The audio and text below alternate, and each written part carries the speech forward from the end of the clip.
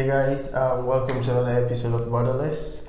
I have a professor of mine I had 2 years ago in class. It was called business writing. Yeah. And she left such a huge impression on me. I decided she had to be on the show. Thank you for coming to the show, Dr. Pedersen. Thank you for inviting me. And I don't have a PhD, so yeah, just Professor Pedersen's fine. I think Call me Jocelyn. I think I've been calling you Dr. Pedersen for the longest time. That's okay. Now I know. So, where are you from actually? I'm originally from Canada. I was born in Edmonton, Alberta, and it's pretty cold up there. Yeah. So then growing up, we kind of moved back and forth across the border and landed eventually in Oklahoma. Nice. So how long have you been in Oklahoma, basically? Let's see. We moved here 1974. To Oklahoma? To Oklahoma from Singapore. Yeah. Wow. So kind of a roundabout way. So you were born in Canada, Mm-hmm. and then you've been back and forth to the States. Right. So my father was born in Denmark, and my mother was born in Canada. So my dad came over to Canada and met my mother, and the rest is history. So then my sister and I were born in Edmonton, Alberta. We moved, well, let's see, just various places we lived in, no particular order. We've lived in Salt Lake City, Utah. We lived in Portland, Oregon. We lived in Vancouver, British Columbia. We lived up in Kettleby, Ontario, which is by Toronto. And we lived in Tulsa, Oklahoma, Singapore. Yeah, Singapore, there you go. So, like, how did you guys end up in Singapore? Like, was it work or? Well, yeah, for my dad. So we lived in Tawasin, British Columbia, and my dad was sent on a business trip, and he really liked it. And so when he came back, one of the companies over there hired him away and offered him a job, and he said to my mom, well, what do you think, And so she says, well, that'd be great, let's pack up. So we sold everything. Oh, wow. And we got on an airplane and stayed over there for a couple of years, and then the company wasn't doing very well, so my dad put out some feelers and was hired back from basically the folks where he used to work in Tulsa, Oklahoma. So I came from Singapore to Oklahoma. So big culture shock going and big culture shock coming back. How was it like for you to grow up as a kid, moving back and forth from all those places? Oh, it was hard as a kid because you had to leave all of your friends behind. Literally. And I think my sister figured out one time that by the time we got to high school, we'd moved like 20-something times. So that was a lot. But you get pretty good at meeting people. So there's that. The people skill just, go up eventually. So you went to UWC Singapore. Mm-hmm. I mean, right now, UWC isn't a thing that's been advertised like that. You have to actually kind of like want it, or someone has to tell you about it for you to know about UWC. So back then, how was it like, and how did you know about UWC? Okay, well, first of all, it wasn't a UWC. It was called the Singapore International School back then. Oh. So So it's changed names over the years. That was in 1972, and I was 12 years old. So as expats, we weren't allowed to go to the public schools, so we had the choice of the international school or the American school. I see. And I really don't know why, but my folks chose the international school, and so that's where we went. And it was great. I mean, we loved it. There was this giant fountain in the middle of the school, and that's how they cooled the water that ran the air conditioners and that kind of stuff. And we used to get kayaks and go out there and kayak around. And Is it that big? Yeah, it was that big. Whoa. It was big. It wasn't very deep, but it was big. That's nice though. I think the first time I got on a kayak was in Norway. Yeah?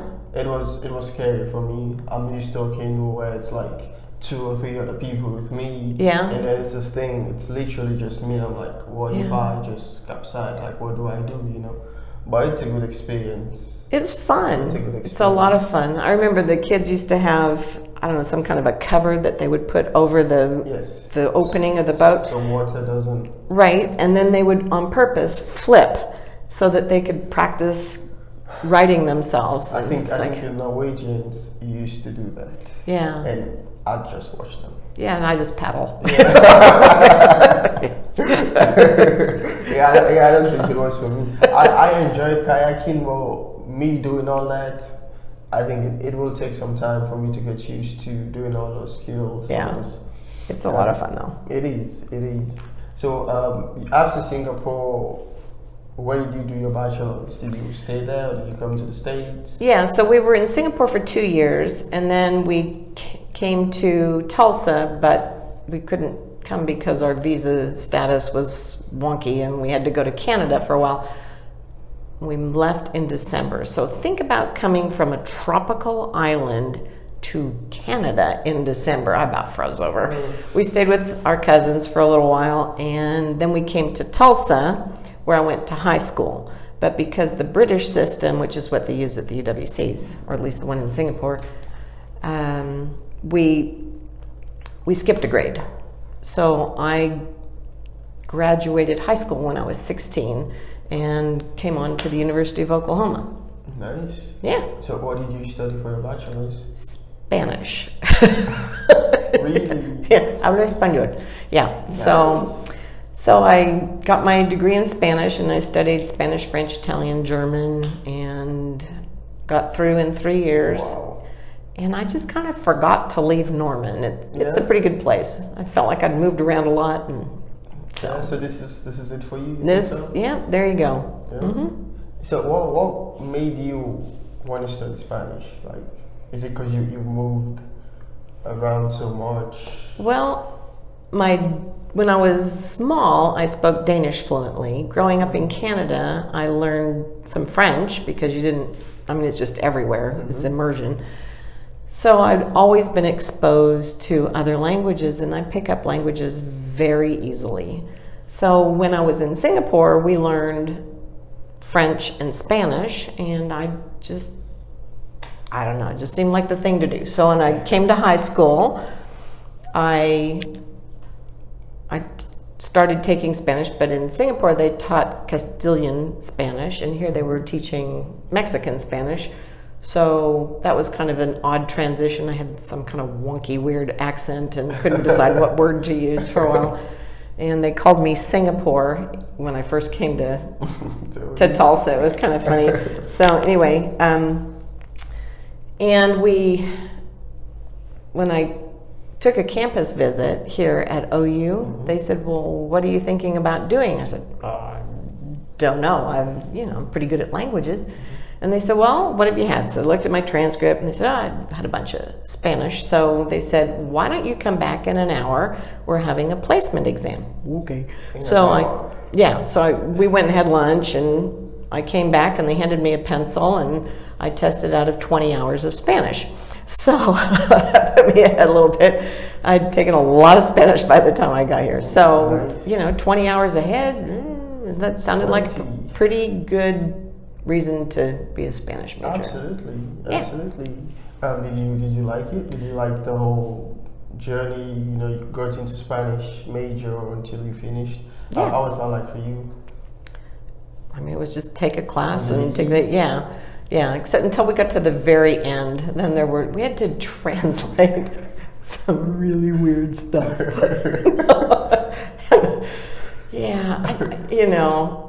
I don't know if I should say that on tape, but one of the passages was about this woman who thought so much of herself. And the book was in English, and so we had to translate it into Spanish. And the author had written, this woman thought so much of herself that when she shit, she didn't just shit, she shat sweet basil. And I'm sitting there going, how the heck am I supposed to translate this? And it was the final exam, right? I'm going, wow. So I thought, well, let's dust off that street Spanish and off you go. So, wow. That class was hard.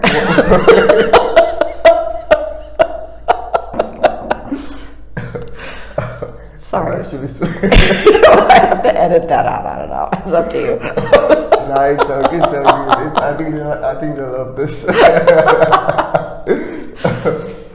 So was it like a whole passage, or was it like a small book you had to?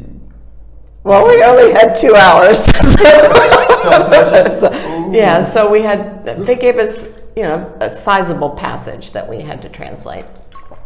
But one of my favorite classes that I took as an undergraduate was, I think they called it Advanced Spanish Syntax. And we learned the International Phonetic Alphabet. Okay. And that there's 4 ways of pronouncing the letter R in English. And I just ate that up. It was great. Loved it. Yeah. So. Nice. So how did you get into writing? I started writing my aunties when I was a little kid. Still love to write letters. Yeah. And so basically, I always enjoyed writing. I was always a strong writer, I guess because I like languages so well. Mm-hmm. But I ended up getting divorced and had to do something with my life. After my bachelor's degree, I became a computer programmer.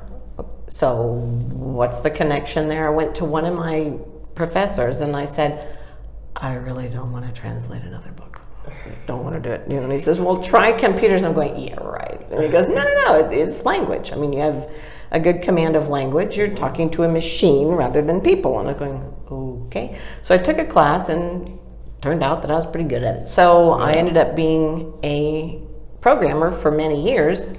And then I had kids. And when I got divorced, I had to do something. Ooh, that's exciting. This happens in my office all the time. I have to stand there and do this. It's been happening for literally all my episodes. But I still think this is just the perfect place to do it. There you go. So well, right? You get a little exercise in the meantime. Woo!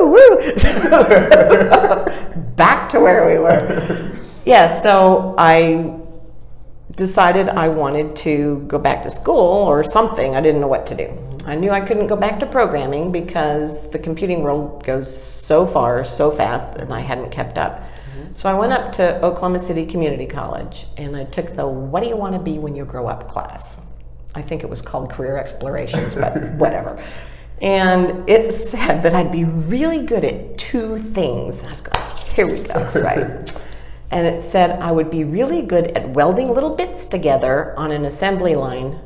No, okay. I would just, not, that's great if you like it, but I would be bored, right? Mm-hmm. And it said, or you could write. Well, I could not figure out how to make a living working crossword puzzles. So I decided maybe I had to think about that. So I came to the English department down here at OU and I said, I want a second bachelor's degree.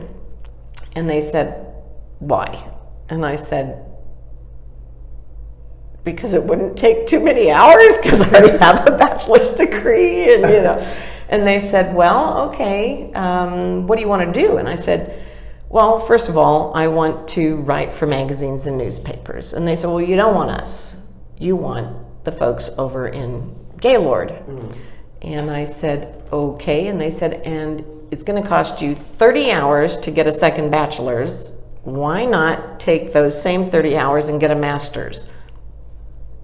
And I was like, I don't know if I can get a master's degree, right?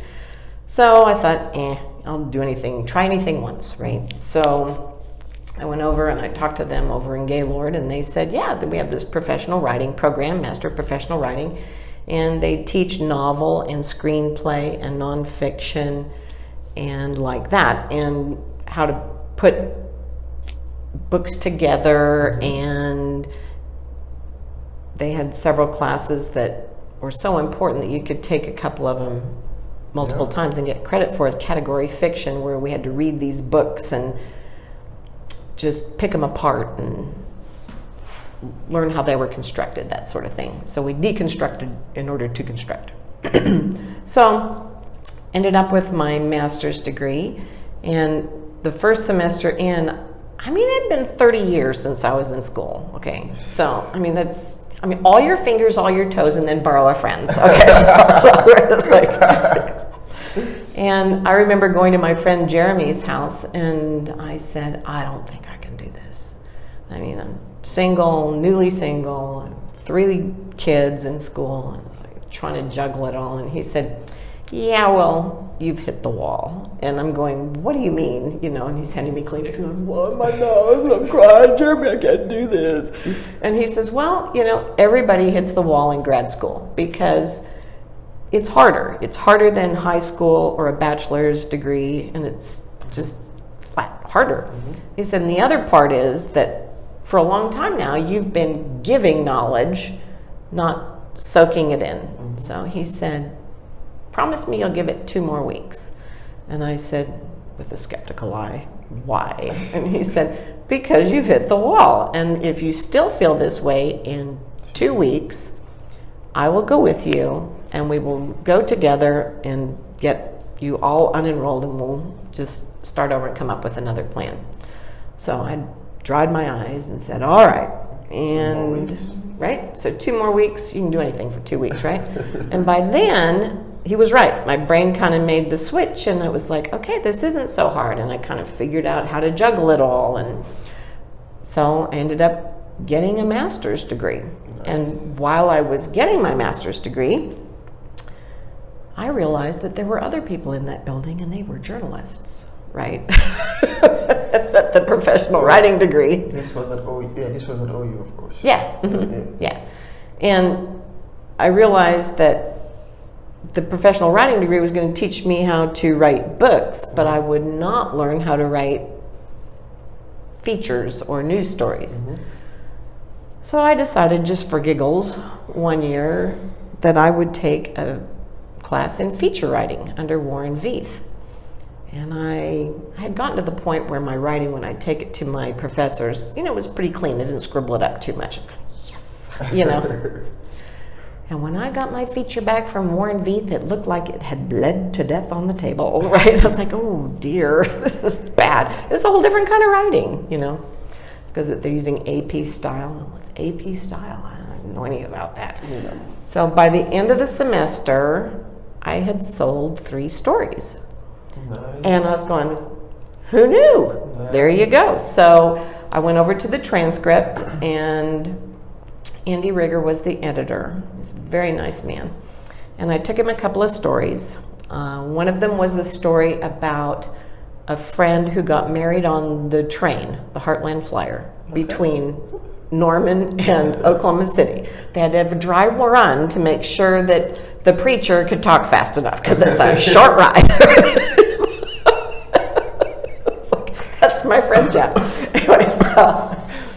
And another one was an immersion piece on somebody that you had to follow through the semester and pull it together into about 1,500 words. So I took those 2 pieces over, and I said, hi, this is me, and these are some stories. I'm a student, and wondered if you would like to take a look at them. And he said, okay. And I handed him the stories and my resume. And before I could get back over to OU, because it was time to go to class, my phone was ringing, and he said, I'm going to run these. And I was going, yes! And I don't know, maybe about a week later, he called me up and he said, by the way, what's your address? Because I want to pay you. What?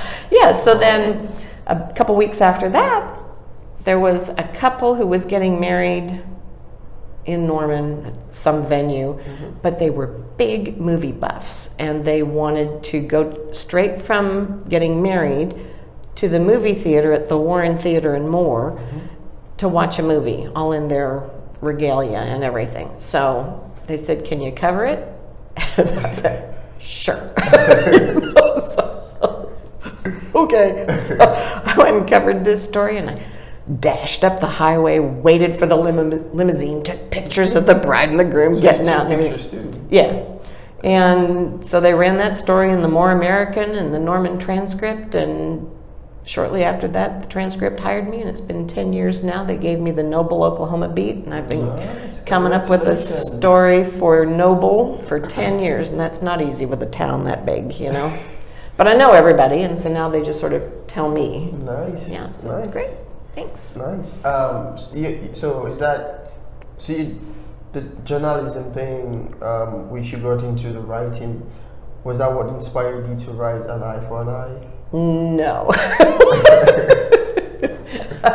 Yeah, that's kind of a different story. So when you get your master's degree in professional writing, you have to do a project in lieu of a thesis. Okay, so a thesis would be more research-based, and a project is a professional quality project. So if you're doing broadcast, you have to do a movie. If you're doing some kind of a movie, like you could probably do something like this, right? And if you're doing nonfiction, then you have to come up with a nonfiction book. I don't know what possessed me to decide to do fiction, but I decided to do fiction. So I had to write a novel. So then I decided, romances, they're pretty formulaic.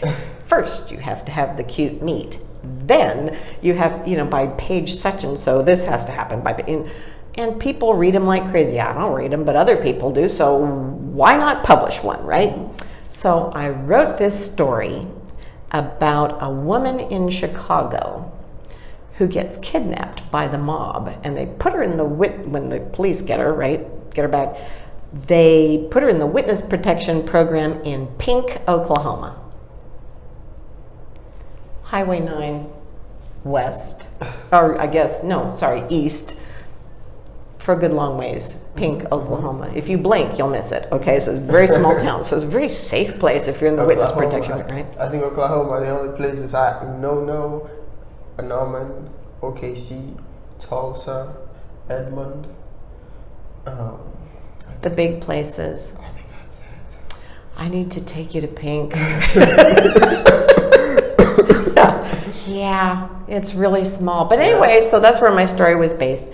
And Deborah Chester was my major professor. And she looked at me one day over her glasses, and she says, as she's reading this with her red pen bleeding all over it, "Jocelyn, what do you read?" I said, "Thrillers, mysteries, slasher novels." And she said, "I can tell." I said, "That bad?" And she said, to me, "Let me put it to you this way.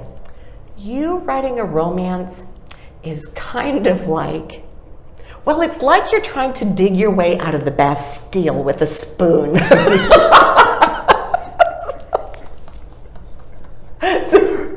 So when I quit laughing, I said, "I'll start over."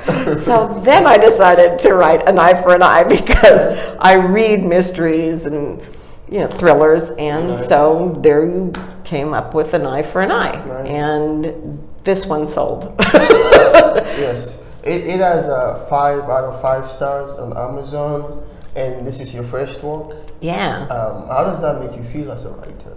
Great. Yeah, I was pretty excited when I got the contract from my publisher, the Wild Rose Press, and I think I even squeaked when I read the email, like that, But they asked for a 3-book deal, so I'm working on the 2nd book now, and I'm trying to decide between 2 titles. One might be Sleeping with the Light On, or Going to the Dogs, because I'm going to incorporate police dogs. Nice. I'm a big animal lover, so I thought about doing that. Nice. So outside the 3-contract book thing, do you see yourself writing more books in the future? Yes. After that? Yes, I have an idea for a nonfiction book that I definitely want to write, and I want to edit some books I've been asked to ghostwrite, but the problem with ghostwriting is if people don't understand that you need to pay the writer. People often want to have you write something for them and then just give you royalties. Mm-hmm. Well, what if the book never sells? Then you've done like a year's worth of work for free. Yeah. So ghostwriting isn't very lucrative unless you get someone who understands that the process of how it's going to work.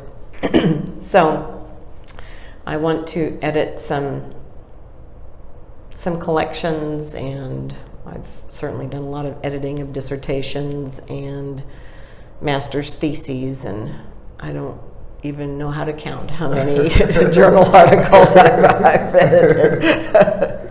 So what do you enjoy the most, writing, being a writer? Like, what do you enjoy the most? I like writing features. Yeah. Yeah, that's my favorite thing. I think two of my favorite features, well, one of the ones that I wrote early on was I was sent to Purcell to cover a funeral for a soldier who had died, and they were going to name a section of I-35 after him, and he apparently had been shot down in Afghanistan, which was really sad, but he was in a helicopter, and back home his wife was pregnant, and so he never knew his daughter never knew her daddy. And when they were telling his story, it was in one of those churches that's kind of a metal building. Mm-hmm. They brought the same kind of helicopter in that he was shot down in, and it hovered over the building, and the entire building just shook. And I remember sitting there, never having met the man, didn't know a soul in the church, and I just wept. And then when we went to do the unveiling of the sign on I-35, we went through the streets of Purcell. Every shop owner, every person on the street stopped, and the men all took their hats off and put them over their hearts. And I was driving, and I was just tearing up going, this is rural Oklahoma, So we need more people like that, like more communities like that in the world, where people can come together and honor someone, and recognize, hey, you did a good job, like you deserve. Yeah. Because that was just the right thing to do, Yeah, it was really great. And I came home and I wrote this story, and I called my friend Erin in Dallas, and I said, I want you to read something. And I emailed it to her, and she called me back about 10 minutes later, and she said, you made me cry. And if, that means that it was a good story. I mean, you have good material, but if you handle it well, then you can tell it. She said, you made me cry.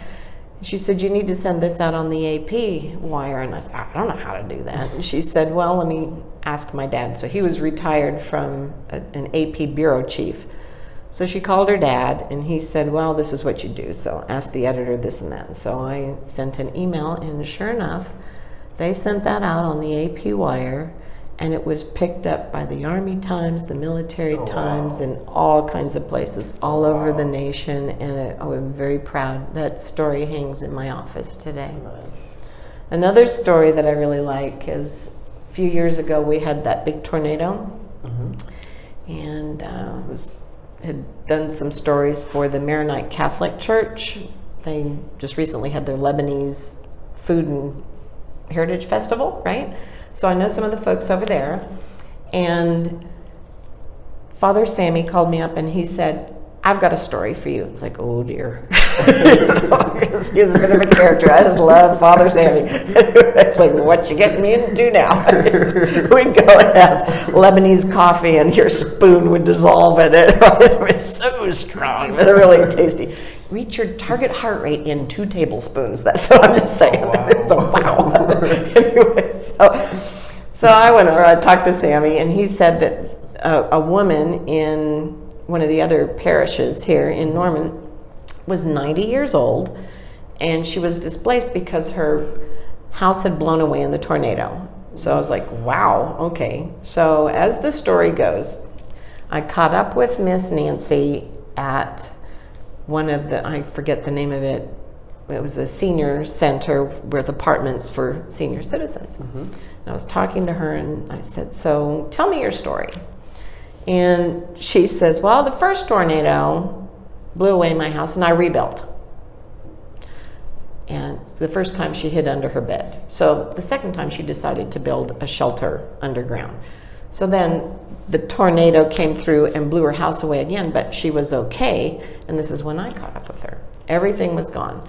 And she said, my hair fixing stuff is gone. I'm going, your hair fixing stuff? What are you talking about, Miss Nancy? She says, well, I was a hairdresser. I said, Oh, so it meant something to you. She says, no, not only that, I only retired last year. She's 90. Okay, so she retired when she was 80. I was like, wow.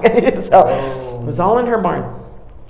So then they were trying to find a place for her, and she kind of couch surfed with some people. And they took her over to the senior center to look around, but she hadn't made a decision. So when I was finished talking to her, I was leaving, and I thanked the director, Melva Noakes, for her time. And she said, do you have a minute? Can I tell you something? And I said, sure. So Melva says, let me tell you a little story about Nancy. And I said, all right. So she says, she came to visit, but she didn't give us any indication that she wanted to come or anything. And then about a week later, here she comes, walking in with her sheets under her arm. And she said, oh, hello, Miss Nancy, what can I do? She said, well, I'm here to move in. And Melva's going, oh, so she didn't know. So Melva's pretty smooth, and she's a very kind woman. She's the woman who ran the daycare during the bombing. Okay, so now she's doing senior care. Anyway. This was the bombing in the Oklahoma City bombing. Yeah, years ago. So anyway, so she says, well, have you had your lunch? And Nancy said no. So Melva took her sheets, and she took Nancy into the dining room, got her some lunch, and meanwhile, her staff set up an apartment for her and made a home for Nancy. Nice. So those are the kinds of stories that tug at my heartstrings, and the kinds of stories that I love to tell. That's amazing. That's what I like to write. That's amazing. So you do a lot of things, you know. You lecture here at OU as well. So you write books. You're a journalist, and then you lecture as well. So how did you get into lecturing? Actually, after my bachelor's degree, I told you that I did some computing, and I actually worked in Adams Hall teaching Fortran and BASIC programming languages back in the 80s. So without a master's degree, they hired me to teach those classes. So I've been doing that. And then when I worked at Computing Services, which is now called IT, I taught courses in JCL. Yes, I'm really dating myself. And so I've taught at the university off and on since the 80s. And then after I got my master's degree, because I'd written so many features my last year that I was working on my master's degree, I knew that they needed teachers in journalism teaching 1033, which is writing for mass media. So I took my big clip file into the director, and I said, you know, I'm graduating here in December, and I wondered if you had any positions open for 2033. And he said, well, actually we do, but I mean, you're MPW, you're not a journalist. And I plopped all this stuff down. I said, actually, I've written quite a bit. He said, I had no idea, blah, blah, blah. So we got talking, and he said, well, I'll consider this. And I said, okay. And as I turned to leave, he said, you know, you could have brought it on a CD. And I said, yeah, I know, but it wouldn't have had the impact, huh? And he said, you got me. He hired me on the spot, and I started the next month. Nice. So I started there, and then I taught up at OCCC. They had an equivalent class, news writing. And then I taught in human relations. Those were all as adjuncts. I also taught and still teach with Dr. Maida Karstarfin a travel study class. She teaches culture and history, and I teach basically travel writing. We take a group to Puerto Rico. Nice. And so somewhere in there, I was hired by Price College, and time to wave. Do the wave. Right? And so I've been over there for, 5-6 years now, full time. Yeah. Do you like it? Yeah, I love it. I love my students a lot. I really enjoy teaching. So what's your like favorite part of teaching, and what's like your not so favorite part? Favorite part has got to be the students and seeing the light bulb come on when they get it. It's like, yes. You know, I love that. I can just see it in their eyes, like, they get it. My least favorite part is grading. Because with a writing class, you cannot fill in the bubble. You have to line edit everything. And I'm guessing it takes a lot more time because you read in a writing class and people write a lot, and you have to go through each and every one of them. Right, exactly. And I mean, I think we used to do the formal report individually. Now it's a group report, so it's longer, so it's fewer pages. I think when I took your class, I think it was in groups. Was it? It must have been the first semester then. Yeah. Yes. Because I remember, 2 years ago? yeah, it was when we started it. Because I remember I was thinking at the end of the spring semester, ramping up to the fall semester, I can't grade 1,000 pages a year. I can't do it. I am not made of strong enough stuff, you know. So I set about working with Dr. Jensen, and they used to do it as a group project years ago. So we talked to some other people and kind of came up with a plan. So now we're doing that. But it can take me 2 to 3 hours to grade one formal report to give it everything it needs. Okay. Whoa. So I try to speed that up by just circling errors and such. But it's just very time consuming. So how many students do you usually have per semester? When I first started, we had classes capped at 20, and I'm contracted to teach 4 sections, so that's 80. But then they've raised the level to 24. So by the time ad drop was over, we would have 16 to 20. Now we have pretty much 24, 23, 24. So that's 96 students? So call it 100 students a semester. So that's I a think lot my of grading. class was 24. Yeah. Yeah. Because we had 4 tables, 6 And people. 6, there you go. Yeah, 6, yeah. That's 6 times 4 is 24. I still remember the space. Yeah, I know, it's crazy. You were in 301, weren't you? Yeah, see. That was a good class. You know, it challenged me to write.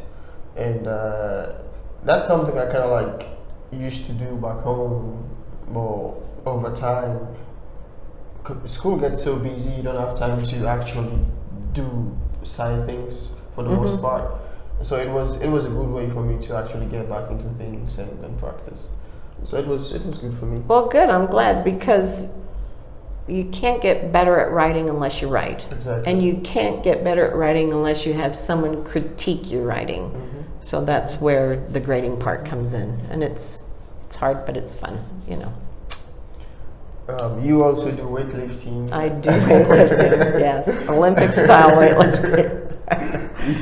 You also do. How do you juggle all those things? Like, how do you just make time for each and every You one? know, I don't know. Another former student who became a friend said to me last summer, you know, you're not living life. You need to do something fun. I thought,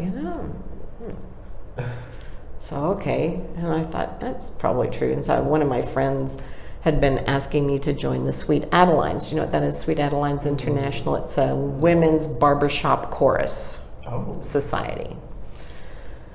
So I auditioned and was accepted into the Sweet Adelines. And so I started doing that. And then my neighbor is a weightlifting coach. He's been a weightlifting coach, Olympic style. You know, so you have the snatch and the clean and jerk. He's been doing this for 30 years. His name's Bob White, and he has many people have been through that gym. Riley Nolan, for one, and Chad Vaughn. I mean, very Olympians. He's trained Olympians, okay? Lots of people have gone through that gym. So anyway, about a year ago in April, I started swimming just because I wanted to kind of be healthy and, you know, exercise and such. And I've been swimming a half mile or a mile a day, just just for fun. And a friend was getting out of the pool as I was getting in, and I said, would you time me, please? And he goes, well, okay. So he timed me and sent me my times, and see ya. Okay. So when I got home, I looked at the times and I looked at the charts, and the U.S. Masters swim team, you're a Masters athlete if you're 33 years of age or older. I looked up my division, so for women who are my age, and I found out I was 4 seconds off of national time. I was going, dang, I don't even know how to flip turn, so that's 2 seconds there. So I was, went over to my neighbor's, Bob, and I said, fun fact, and he told him the story, and he goes, what are you doing Friday? I said, nothing. And so he says, well, come on over. I'm going, okay. I figured he wanted me to help him move a table from here to there, be the other end or something. I walk over there on Friday, and he hands me a singlet. He says, you're on the team. I go, I'm on the team? What do you, we all love us some Coach Bob, right? Because Bob's kind of like the big brother I never had, right? I just love Coach Bob. Anyway, so he says, no, you're on the team. I said, you're joking. I've never even seen a bar with weights and everything. And he says, well, stronger equals faster. And I go, okay. So I'm over there, he's teaching me to snatch, and he's teaching me to clean and jerk and all this stuff. And about a month in, he says, oh, there's a meet, and we're going to take the team you're going. I'm going, you want me to what? To go to right. We all love us some Coach Bob, right? So he goes, no, you don't get it. You're really good at this. And I'm going, right. And he goes, just show up. Okay, so, show up, and, he says, do this. And I go, but what's that? I don't even know what that equipment's called, right? So we go to the meet, and I medaled. I got a gold medal. Oh, and nice. Congratulations. Thank you. And I won Best Masters Lifter in my first meet, and I was going, Your first? Yeah. So it's like, well, there aren't very many Masters people. Does it really count? And Bob's going, I don't even want to hear that. I do not want to hear that. And I'm going, yeah, but there's not a lot of competition out there. And he says, you know why there's no competition? Because people your age can't do this, right? And I'm going, I suppose there's that. He's 86 years old, and last November he took silver in a national competition. Okay, at 86. All right. So we've gone to 2 other meets, and I took gold at both of those. Nice. And we have a meeting. Thank you. We have a meet in a few days up in Kansas. So I'm hoping that I'll do well there. So I also found out that I've qualified for nationals. Whoa. I've been doing this for 6 months, And Bob goes, I keep telling you you're good at this. And I'm going, okay. And I don't know how many hours of video we've watched, but exciting. Yeah, Olympians and all that stuff. And he'll, watching it. Okay, so pausing is she going to make that lift or not? No, she's not going to make that lift. Why is she not going to make? Well, she's doing this and that and the other, and the bar's going to go in front of her because blah, blah, blah. And he'll push play, and he says, you're right. You have no idea what a good eye you have. And I go, okay. So I'm still so new at all this. I was just like, anyway. So, so I'm going to the national weightlifting meet in November in Seattle. Thank you. That's amazing. Do you have long-term goals for this? Yeah. Since you're so, Yeah. You've been doing this for 6 months. You have 2 goals already. You've qualified 3 goals already. And you qualified for the nationals. Yeah, it's kind of a whirlwind. Bob says that we will be going in 2021 to the World Masters Games, which is basically the Olympics for Masters athletes over 33 years of age. He's been to the World Games 3 or 4 times already, and he says, we're going to Japan. And I said, are you sure I can put up that kind of weight? And he just looks at me and says, is the Pope Catholic? That's how, I am, at this point, if I put up 2 more kilos on the snatch lift, I will set a state record. If I put up, I gotta count here, 3 3 more kilos in the clean and jerk, I will set a state record. Nice. That's coming fast. Yeah? So, yeah, so when at the last meet, I scored a total of 50 points. And when we looked at it, I'm pretty sure that you only have to score like 63 points, which is the clean and jerk total weight plus the snatch total weight added together equals total points. It's only like 63 kilos or something for the World Games. And it's like 13 kilos, and I got 2 years to pull it off. So I'm going. Tons of time. I'm going. Yeah. Hey, good luck. Thanks. Good luck. This is amazing. It'll be world streamed. I will send you a text. Please. I'd love to watch it. That's amazing. I'm excited for you. Thanks. I mean, I had no idea. I mean, in high school I ran track, but you know. That's amazing. Yeah. That's amazing. So just closing out, basically, you do all the stuff. You do weightlifting. You lecture. You're a journalist. You published author.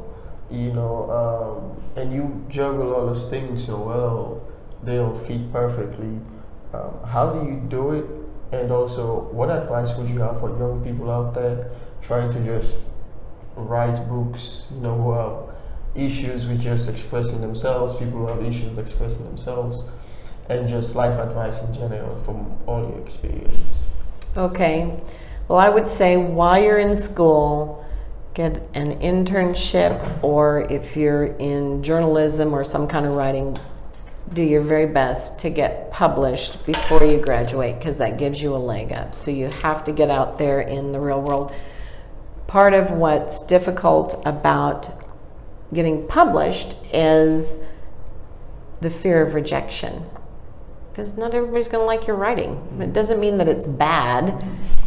Maybe it just means that it's not the right fit for that magazine. So you cannot call yourself a professional writer until you put a stamp on the envelope or push send on your computer. So you just got to be brave and do that. And I think it's very important to give back to your community and give of yourself to your friends and family and to people you don't even know. You just have to do that. I sit on the board of a nonprofit called Life Missions, and we try to help people just through mentoring them through life problems or just various situations. So it's important to give back, because whatever you give will come back to you tenfold. Absolutely. Hey, Jocelyn, it's been a pleasure having you. It's a pleasure, Michael. Thank you.